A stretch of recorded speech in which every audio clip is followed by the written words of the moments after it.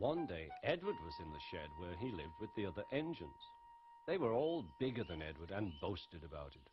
"The driver won't choose you again," said Gordon. "He wants strong engines like us." But the driver and fireman felt sorry for Edward. "Would you like to come out today?"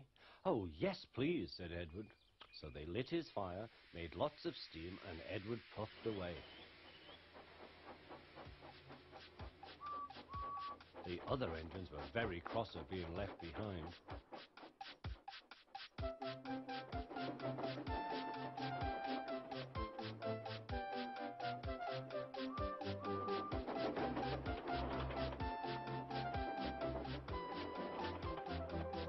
Edward worked hard all day. The coaches thought he was very kind, and the driver was very pleased.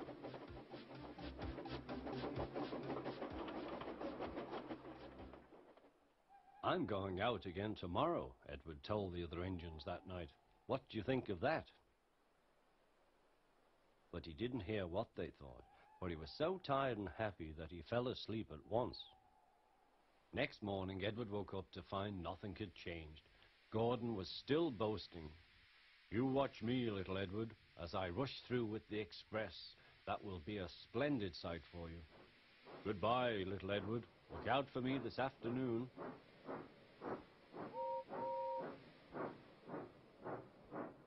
Edward went off to do some shunting. Edward liked shunting. It was fun playing with trucks. He would come up quietly and give them a push. Then he would stop and the silly trucks would go bump into each other. "Oh!" they cried. "Whatever is happening?"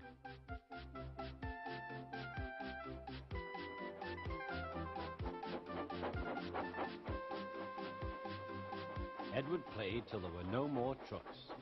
Then he stopped to rest. Presently he heard a whistle. Gordon was very cross. Instead of nice shining coaches, he was pulling a lot of very dirty trucks. "A goods train, a goods train, a goods train," he grumbled. "The shame of it, the shame of it, oh, the shame of it." Edward laughed and went to find some more trucks. Then there was trouble. "Gordon can't get up the hill," the porter called to Edward's driver. "Will you take Edward and push him, please?" They found Gordon halfway up and very cross. His driver and fireman were talking to him severely. "You're not trying." "I can't do it," said Gordon. "The noisy trucks hold an engine back so." Edward's driver came up. "We've come to push." "No use at all," said Gordon. "You wait and see," replied Edward's driver. They brought the train back to the bottom of the hill.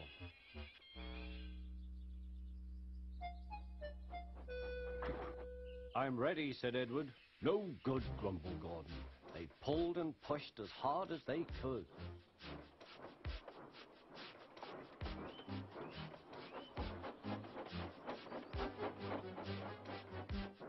"I can't do it, I can't do it, I can't do it," puffed Gordon. "I will do it, I will do it, I will do it," puffed Edward. Edward pushed and puffed and puffed and pushed as hard as ever he could. And almost before he realized it, Gordon found himself at the top of the hill. "I've done it, I've done it, I've done it," he said proudly. He forgot all about Edward and didn't wait to say thank you.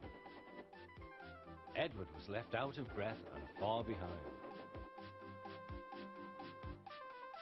He ran on to the next station, and there he found that the driver and fireman were very pleased with him. The fireman gave him a nice long drink, and the driver said, "I'll get out my paint tomorrow and give you a beautiful coat of blue with red stripes. Then you'll be the smartest engine in the shed."